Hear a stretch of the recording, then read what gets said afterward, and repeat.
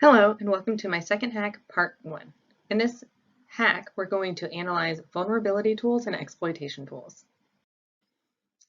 First, we're going to be using Nikto in order to grab a web application vulnerability. This is an open source web application scanner and our target IP address is 192.168.4.35.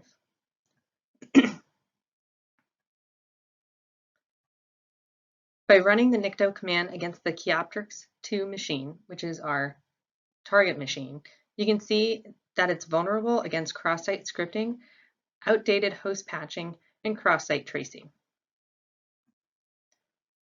There are many more vulnerabilities here, but I just highlighted a few. Next, we're going to be using OWASP Zap, which is another attack tool. We're going to try to exploit some of those vulnerabilities that were found with Nikto. OWASP Zap is more resource intensive and intrusive, but you can see some of the previously identified vulnerabilities exploited here, such as the cross-site request forgery and cross-site scripting. You do a basic attack by inputting the IP address into the URL and click attack. It does all the rest for you.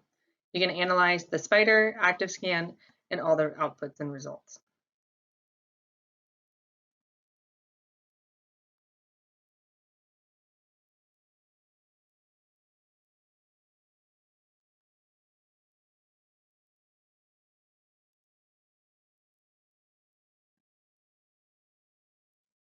For our next portion of the presentation, we're going to install and verify that Nessus can run scans. Since we haven't broken into the Kioptrix machine yet, we won't be able to run the full scan. However, you can see here with Nessus that you have advanced proxy server, remote link, SMTP server, custom CA, all types of scanner health and settings. So I'm excited to dive in our next video. When comparing Nikto and OWASP Zap, Nikto is going to be more focused on web server scanning and will check for outdated software and dangerous files. It can be blocked by intrusion prevention systems or intrusion detection systems. So it should be also used with a tool called LibWhisker, which will help get around those discrepancies. OWASP Zap is better geared towards penetration testers and developers who don't have much security experience. It's available for every flavor of operating system and best suited towards web applications.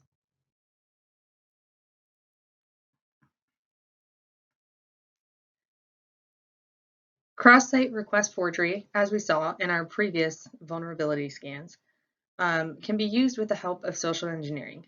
This type of attack forces an end user to execute unwanted actions on a web application in which they're currently authenticated. So it's really going to abuse the currently authenticated tokens. Cross-site scripting is a type of injection in which malicious scripts are injected into otherwise benign and trusted websites. This can occur when an insecure server has a relatively easy SQL query sent to the server and the server returns the whole database of user information. That's just one example, but it is pretty easy to run some of those simple SQL commands and test out if a server is secure.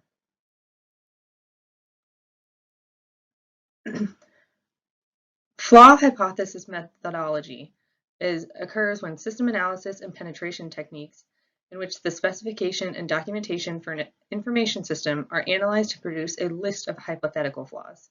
This list is prioritized on the basis of the estimated probability that a flaw exists, on the ease of exploiting it, and on the extent of control or compromise it would provide.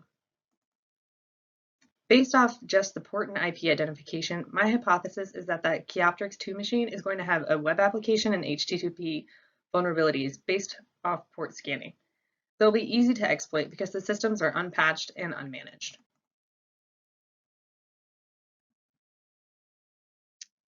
As we have seen, vulnerability analyses can be conducted by Nikto, OWASP Zap, or Nessus, though we haven't gotten to explore that one yet.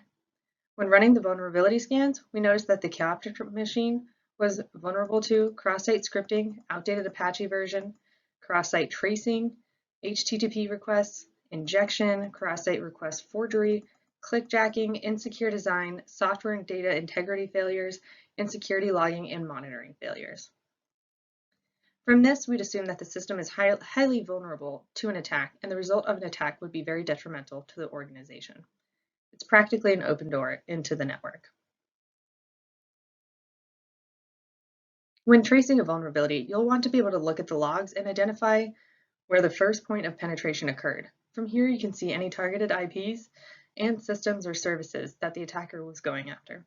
This will help determine the motive for the attack and how skilled the attackers may be. Once all the logs are gathered, it's best to disconnect the device or devices from the network to prevent further damage. An attack vector is a path that a hacker takes to exploit security vulnerabilities. OWASP provides a list of the top 10 that are most commonly used as an open source security project.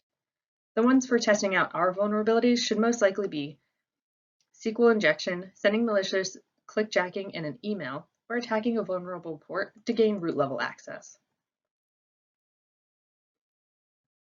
When analyzing the various response times and tactics, it's important to consider the legal, ethical, and industry standards for disclosing a vulnerability to the public. Legally, you should follow all local, state, and federal laws, as is required to best inform consumers. In the US, there may be more freedom and discretion for the company, but in the EU, it's required to be reported right away for full transparency.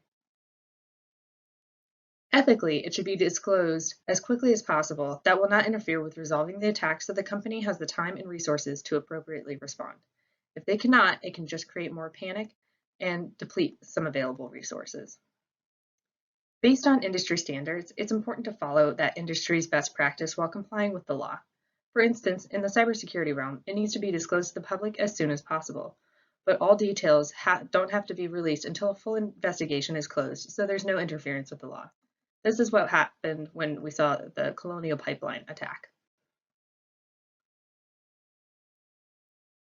Based on the NICTO and OWASP scans, I'm going to dive into the cross-site scripting vulnerability. Since both scans had glaring vulnerabilities and multiple ways to achieve this attack, it's probably the most vulnerable.